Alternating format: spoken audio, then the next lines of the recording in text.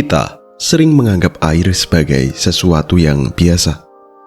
Kamu melihatnya setiap hari, meminumnya, dan merasakan hujan di kulitmu. Namun, jika kamu bisa memutar balik jam geologis hingga ke titik paling awal, kamu akan menemukan sebuah paradoks yang mengerikan. Di awal kisahnya, bumi bukanlah planet biru, bumi adalah neraka. Mari kita kembali ke 4,5 miliar tahun yang lalu. Ini adalah Eon Hadean, sebuah nama yang diambil dari Hades, dewa dunia bawah dalam mitologi Yunani. Nama ini tidak berlebihan. Jika kamu berdiri di permukaan bumi pada masa itu, pemandangan yang menyambutmu bukanlah samudra atau benua, melainkan lautan api yang membentang dari cakrawala ke cakrawala. Pada masa ini, bumi baru saja terbentuk dari piringan debu dan gas yang mengelilingi matahari muda.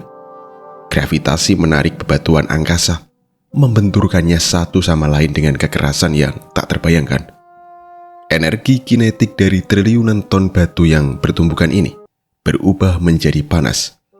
Panas yang begitu intens hingga melelehkan batu menjadi cairan. Bumi pada saat itu adalah bola bija raksasa. Suhunya di permukaan mencapai ribuan derajat Celcius. Tidak ada kerak padat yang permanen. Segera setelah bagian luar mulai mendingin dan membentuk lapisan tipis seperti kulit di atas susu panas, asteroid lain menghantam, merobek lapisan itu dan memicu gelombang tsunami lava yang menyapu seluruh planet ini. Di dunia seperti ini, konsep lautan air adalah sebuah kemustahilan fisika. Air dalam bentuk cair seperti yang kamu kenal saat ini tidak memiliki tempat di sini. Fisika sederhana melarangnya. Jika ada molekul air yang muncul di permukaan ini, panas radiasi dari magma di bawahnya akan seketika merebusnya. Molekul itu akan terurai atau terlempar ke angkasa sebagai gas superpanas, hilang ditelan vakum ruang angkasa atau terurai oleh radiasi matahari yang belum terlindungi lapisan ozon. Atmosfernya pun belum terbentuk dengan baik. Langit bukanlah kubah biru yang tenang, melainkan kekacauan gas yang terus berubah, tipis dan penuh dengan debu sisa pembentukan tata surya. Ini adalah tahap embrionik planet kita. Bumi adalah janin kosmik yang sedang tumbuh, rapuh, panas, dan belum siap menampung apapun selain api. Namun, di tengah neraka cair ini, bahan baku untuk menciptakan samudra sebenarnya sudah ada. Ia hanya menunggu waktu dan proses yang tepat untuk muncul ke permukaan.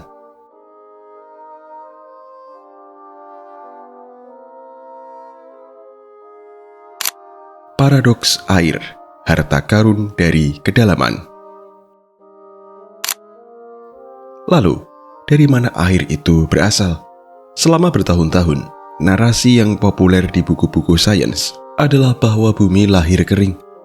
Ilmuwan dulu percaya bahwa karena bumi terbentuk begitu dekat dengan matahari yang panas, semua air purba pasti sudah menguap habis sebelum planet ini terbentuk. Menurut teori lama ini, lautan adalah hadiah dari luar angkasa, dikirim oleh komet es yang menabrak bumi jauh setelah ia mendingin.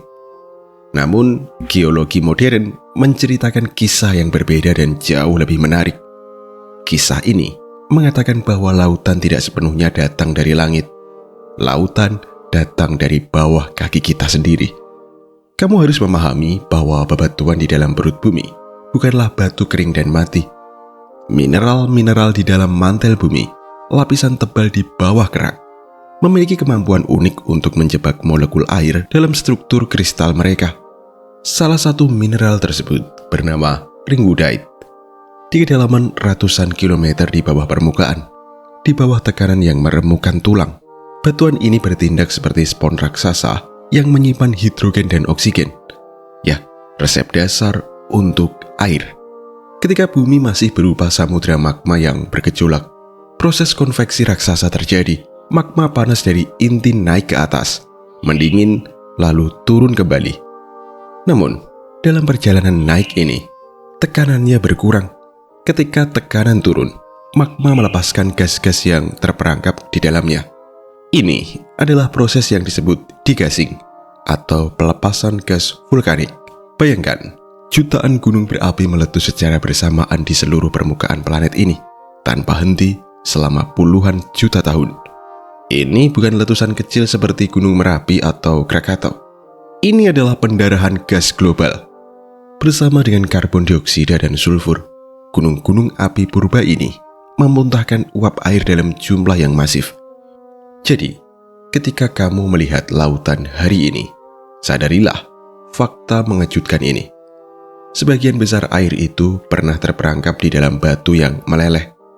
Bumi secara harfiah menghembuskan lautannya sendiri. Planet ini berkeringat, mengeluarkan uap air dari interiornya yang panas menuju atmosfer. Lautan adalah produk sampingan dari aktivitas tektonik dan vulkanik yang brutal. Tanpa api dari dalam bumi, tidak akan ada air di permukaannya.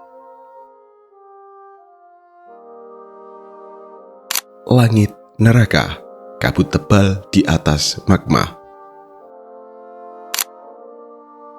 Akibat dari pelepasan gas vulkanik yang terus-menerus ini, atmosfer bumi purba mulai berubah drastis. Jika kamu bisa berdiri di permukaan kerak yang mulai memadat saat itu dan mendongak ke atas, kamu tidak akan melihat matahari. Langit eon Hadean tertutup rapat. Akumulasi uap air, karbon dioksida, metana, amonia, dan gas belerang menciptakan selimut atmosfer yang sangat tebal. Tekanan udaranya mungkin puluhan atau bahkan 100 kali lipat lebih berat daripada tekanan udara yang kamu rasakan sekarang. Berjalan di permukaan bumi saat itu akan terasa seperti berjalan di dasar laut dalam, ditekan oleh beratnya udara di atasmu.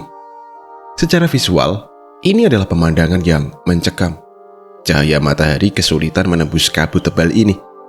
Siang hari di bumi purba mungkin hanya berupa remang-remang kemerahan atau abu-abu kusam, mirip dengan kondisi saat badai debu parah atau senja yang tak berujung. Tidak ada bintang di malam hari, hanya pandaran merah dan sungai lava yang masih mengalir di permukaannya.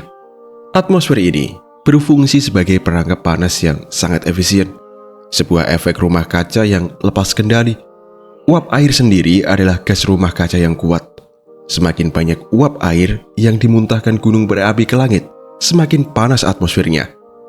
Ini menciptakan lingkungan setan yang menjaga permukaan bumi tetap panas untuk waktu yang sangat lama. Selama jutaan tahun, bumi terbungkus dalam selimut uap raksasa ini. Uap air di atmosfer begitu jenuh, namun permukaan di bawahnya masih terlalu panas untuk membiarkan air itu turun sebagai hujan.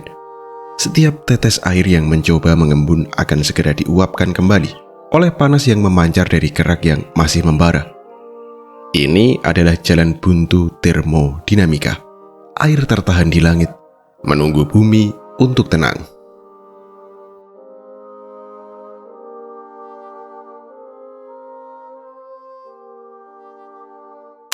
Hujan 1000 tahun, banjir besar sebenarnya. Namun, hukum termodinamika juga mengatakan bahwa energi akan selalu mencari keseimbangan. Panas internal bumi, meski dahsyat, tidaklah abadi. Perlahan tapi pasti, panas itu merambat keluar, menembus atmosfer tebal, dan hilang ke dinginnya ruang angkasa. Permukaan planet mulai mendingin. Kerak basal hitam mulai terbentuk, menutupi samudera magma seperti koreng yang mengeras di atas luka. Dan kemudian, tibalah momen paling kritis dalam sejarah hidrologi bumi. Ya, titik kritis suhu tercapai. Suhu atmosfer akhirnya turun di bawah titik didih air. Apa yang terjadi selanjutnya adalah peristiwa cuaca paling ekstrim yang pernah terjadi di tata surya kita. Uap air yang telah menumpuk selama jutaan tahun di atmosfer tiba-tiba kehilangan energi panasnya. Ia mulai mengembun. Awan-awan raksasa yang menyelimuti seluruh planet menjadi berat dan gelap. Lalu hujan pun mulai turun. Jangan membayangkan ini seperti hujan badai tropis yang kamu alami sekarang. Ini bukan hujan yang berlangsung 1 sore, atau 1 minggu, atau bahkan 40 hari 40 malam. Ini adalah banjir besar yang sesungguhnya. Hujan ini, menurut perhitungan model iklim purba, turun terus-menerus selama ribuan, mungkin hingga jutaan tahun tanpa henti. Bayangkan suara bisingnya, hujan deras yang menghantam batuan panas, mendesis, menguap kembali, lalu turun lagi. Dalam siklus yang hiruk-pikuk, kilat dan petir menyambar-nyambar di seluruh langit, dipicu oleh gesekan partikel debu vulkanik dan muatan listrik di atmosfer yang padat. Langit seolah runtuh. Air jatuh ke permukaan batu yang gersang, mengalir deras memenuhi lereng gunung berapi, membawa serta debu, mineral dan garam-garaman. Karena belum ada vegetasi, tidak ada pohon, tidak ada rumput, tidak ada yang menahan aliran air ini. Erosi terjadi dalam skala masif. Air menggerus batuan muda dengan agresif, melarutkan mineral, dan membawanya ke tempat yang lebih rendah. Dan inilah awal mula terbentuknya kolam-kolam raksasa, cekungan-cekungan dampak asteroid dan retakan tektonik mulai terisi. Awalnya hanya danau-danau terisolasi yang mendidih. Namun, seiring hujan yang tak kunjung berhenti, danau-danau ini meluap, menyatu, dan menenggelamkan daratan.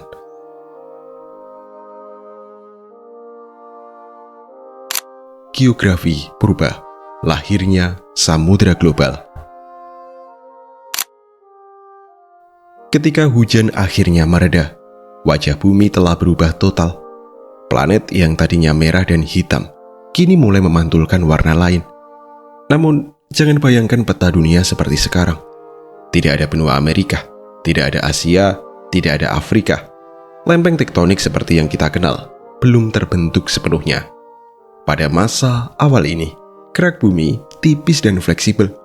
Belum ada daratan benua yang luas dan tinggi yang mampu menyembul di atas permukaan air. Akibatnya, air yang terus bertambah menutupi hampir seluruh permukaan planet. Bumi menjadi dunia air. Jika kamu terbang di atas bumi pada masa itu, kamu hanya akan melihat hamparan air sejauh mata memandang. Hanya sesekali puncak-puncak gunung berapi raksasa atau rangkaian kepulauan vulkanik kecil yang menyembul keluar dari permukaan air. Ini seperti jerawat batu di wajah samudra yang luas. Pulau-pulau inilah yang kelak, melalui proses jutaan tahun, akan bertabrakan dan menyatu membentuk inti dari benua-benua pertama atau kraton. Namun saat itu, air yang berkuasa. Kedalaman rata-rata samudra purba ini mungkin lebih dalam dari samudra modern karena belum ada benua besar yang menyerap volume cekungan laut. Tekanan air di dasar laut sangat besar, menekan kerak bumi yang masih muda, memicu lebih banyak aktivitas vulkanik di dasar laut. Samudra ini bukanlah tempat yang tenang. Tanpa benua untuk memecah arus, gelombang pasang surut bergerak tanpa hambatan mengelilingi planet. Ditambah lagi, bulan saat itu berada jauh lebih dekat ke bumi daripada bulan yang sekarang. Gaya tarik gravitasi bulan yang kuat menciptakan pasang surut raksasa. Ombak setinggi gedung pencakar langit yang menyapu pulau-pulau vulkanik. Ini terjadi setiap beberapa jam, mengaduk-aduk sedimen dan mempercepat erosi kimiawi.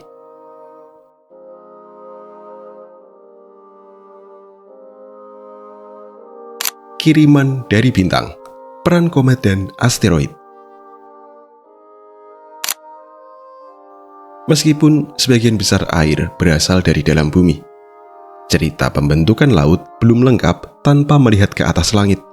Ada periode dalam sejarah tata surya yang disebut pengeboman berat akhir. Sekitar 4,1 hingga 3,8 miliar tahun yang lalu, orbit planet-planet raksasa seperti Jupiter dan Saturnus bergeser. Pergeseran gravitasi ini mengacaukan sabuk asteroid dan sabuk Kuiper, mengirimkan jutaan batu angkasa dan komet es meluncur ke arah tata surya bagian dalam, termasuk ke bumi. Setiap tumbukan adalah bencana, tetapi juga merupakan berkah. Asteroid tipe Carbonaceous Chondrite atau kondrit berkarbon dan komet kaya akan es air, serta senyawa volatil lainnya. Ketika benda-benda ini menabrak samudra purba bumi, mereka hancur dan melepaskan muatannya. Analisis isotop air laut modern, khususnya rasio antara hidrogen berat dan hidrogen biasa, menunjukkan tanda tangan kimia yang cocok dengan jenis asteroid tertentu. Ini mengkonfirmasi bahwa hujan batu dari luar angkasa ini bertindak sebagai mekanisme top-up atau pengisian ulang. mereka menambahkan volume air yang signifikan ke dalam samudra yang sudah mulai terbentuk. Ini sekaligus membawa bahan kimia penting lainnya, seperti karbon, nitrogen, dan molekul organik yang kompleks. Samudra purba, dengan demikian, adalah hasil kolaborasi antara geologi dan astronomi. Ia adalah campuran antara keringat planet dan es bintang. Kimia lautan awal, sup beracun. Sekarang, mari kita cicipi air laut purba ini. Atau lebih tepatnya, jangan. Karena air laut pertama ini akan membunuhmu seketika. Lautan saat bumi pertama kali memilikinya sangat berbeda dari lautan biru jernih yang penuh ikan saat ini. Warnanya kemungkinan besar bukan biru, melainkan hijau keruh atau bahkan kehitaman. Lalu, mengapa? Karena kandungan kimianya. Pertama, suhunya. Lautan awal ini panas, mungkin berkisar antara 50 hingga 80 derajat Celcius, bahkan lebih tinggi di dekat sumber panas vulkanik. Kedua, tingkat keasamannya. Atmosfer yang kaya karbon dioksida larut ke dalam air laut dalam jumlah besar, membentuk asam karbonat. Ini membuat lautan purba bersifat asam. Tingkat pH-nya jauh lebih rendah daripada laut sekarang. Keasaman ini sangat agresif, mampu melarutkan batuan kerak dengan cepat, memperkaya air dengan berbagai macam ion logam. Yang ketiga, dan yang paling mencolok, adalah kandungan besinya. Tanpa oksigen bebas di atmosfer, besi yang dimuntahkan oleh gunung api bawah laut tidak berkarat. Sebaliknya, besi itu larut dalam air dalam bentuk ion. Ini membuat air laut kaya akan besi terlarut, memberikan warna kehijauan yang khas. Selain itu, air ini penuh dengan logam berat beracun seperti arsenik dan merkuri, serta gas-gas terlarut seperti metana dan hidrogen sulfida yang berbau seperti telur busuk. Ini bukanlah air kehidupan seperti yang kita kenal sekarang. Ini adalah sup kimia raksasa, sebuah reaktor kimia global yang sedang mengaduk-aduk elemen-elemen dasar tabel periodik dalam skala planet. Namun, justru dalam kondisi yang beracun dan ekstrim inilah potensi terbesar lautan tersimpan. Ketidakstabilan kimia ini menyediakan energi, dan di mana ada energi kimia, di situ ada peluang untuk hal-hal ajaib terjadi.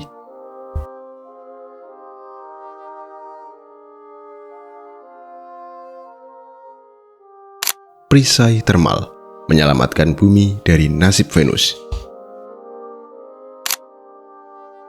Kehadiran lautan cair mengubah takdir bumi selamanya. Begitu air menutupi permukaan, ia mulai menjalankan fungsi vitalnya yang pertama, sebagai termostat atau pengatur suhu planet. Air memiliki apa yang disebut fisikawan sebagai kapasitas panas spesifik yang sangat tinggi. Artinya, air bisa menyerap banyak sekali energi panas tanpa suhunya naik secara drastis. Lautan bertindak sebagai spon panas raksasa. Ia menyerap radiasi matahari di siang hari dan melepaskannya perlahan di malam hari. Tanpa lautan, suhu bumi akan berfluktuasi secara gila-gilaan, terbakar di siang hari dan membeku di malam hari, seperti yang terjadi di bulan atau Mars. Tapi lautan meredam ekstremitas ini.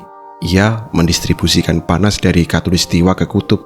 Meskipun pada masa awal, gradien suhu ini mungkin belum sekuat sekarang karena seluruh planet sangat panas. Dan yang lebih penting lagi, lautan menyelamatkan bumi dari nasib saudara kembarnya. Ya, Venus. Venus dan bumi lahir dengan ukuran dan komposisi yang mirip. Namun Venus gagal mempertahankan airnya. Akibatnya, Venus mengalami efek rumah kaca tak terkendali yang membuatnya menjadi planet terpanas di tata surya kita. Di bumi, lautan membantu menyerap karbon dioksida dari atmosfer melalui proses pelapukan batuan silikat. CO2 di udara bereaksi dengan batu dan air, akhirnya terperangkap dan mengendap di dasar lautan sebagai batuan karbonat atau batu kapur. Proses ini yang disebut siklus karbon silikat perlahan-lahan menipiskan selimut CO2 di atmosfer, mendinginkan planet, dan menjaganya tetap layak huni. Lautan adalah pahlawan tak sungkan yang mencegah bumi terbakar habis.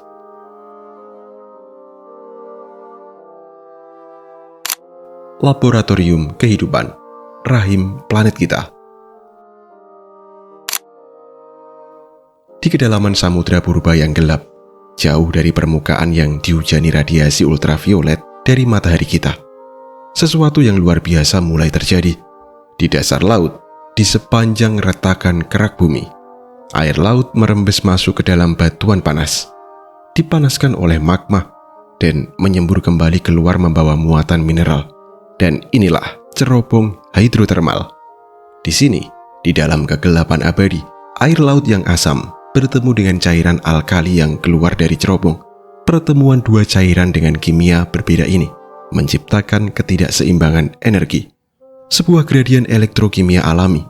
Dinding-dinding mikroskopis pada batuan cerobong ini menyediakan sel-sel alami.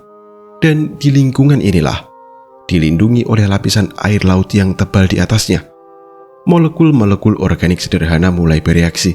Asam amino bergabung membentuk rantai protein. Nukleotida mulai menyusun diri. Lautan menyediakan 3 hal yang tidak dimiliki daratan kering, yakni pelarut untuk reaksi kimia atau air, perlindungan dari radiasi, dan stabilitas suhu. Hipotesis ilmiah terkuat saat ini menyatakan bahwa kehidupan pertama di bumi tidak muncul di kolam pasang surut yang tenang, melainkan di lingkungan keras dan bertekanan tinggi di dasar laut ini. Lautan bukan hanya tempat tinggal bagi kehidupan, lautan adalah pencipta kehidupan itu sendiri. Rahim planet ini adalah air asin yang panas. Tanpa lautan, kimia organik hanya akan menjadi debu dan tertiup angin di permukaan gersang. Lautan memberi waktu dan ruang bagi materi mati untuk belajar menjadi hidup.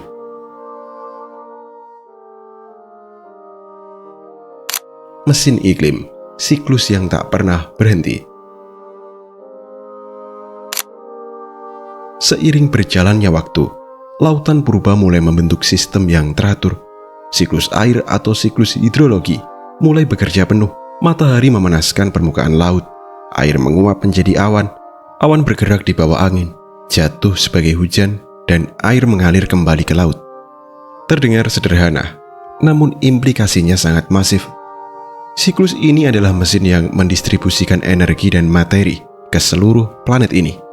Hujan yang berasal dari penguapan laut menggerus batuan dan daratan, memecah mineral, dan membawanya ke laut.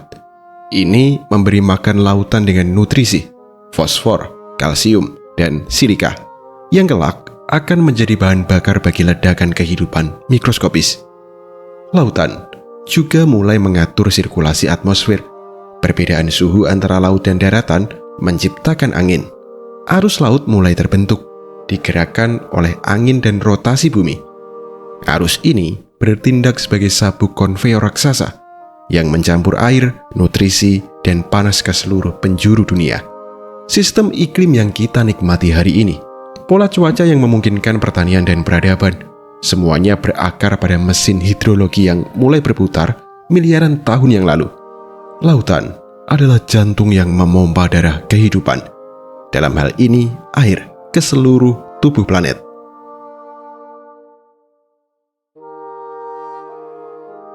Saksi bisu, zirkon Jack Hills. Lalu bagaimana kita tahu semua ini? Bagaimana kita bisa begitu yakin tentang lautan yang ada miliaran tahun lalu? Padahal tidak ada air purba yang tersisa untuk kita ambil sampelnya. Jawabannya tersembunyi dalam butiran kristal yang lebih kecil dari sebutir pasir.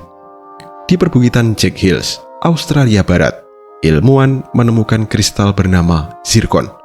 Zirkon adalah mineral yang sangat keras, tahan terhadap erosi, panas, dan tekanan. Ia adalah kapsul waktu geologis yang sempurna. Ketika ilmuwan menganalisis zirkon tertua yang ditemukan di sana, yang berusia sekitar 4,4 miliar tahun, mereka menemukan sesuatu yang mengejutkan.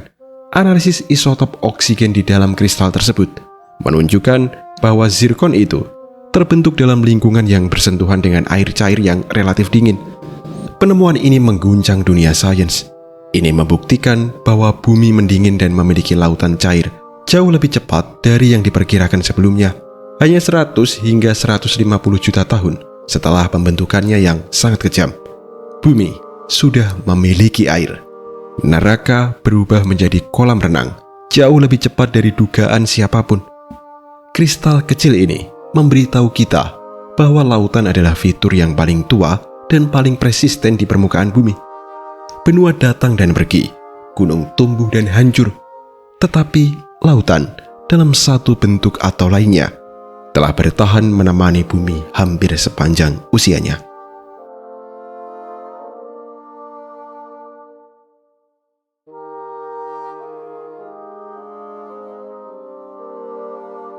Kisah tentang bagaimana bumi mendapatkan lautannya adalah kisah tentang transformasi total. Dari bola api yang kacau menjadi kelereng biru yang tenang. Lautan pertama itu mungkin beracun, panas, dan mematikan bagi standar kita sekarang. Namun, ia adalah fondasi bagi semua yang ada saat ini. Tanpa banjir besar di masa Hadean, tanpa digasing vulkanik, tanpa komet yang menabrak, bumi akan tetap menjadi planet batu yang mati, sebuah monumen kesunyian yang mengorbit matahari, gersang seperti Mars atau neraka seperti Venus. Lautan bukan sekedar latar belakang panggung. Ia adalah tokoh utama dalam sejarah planet kita.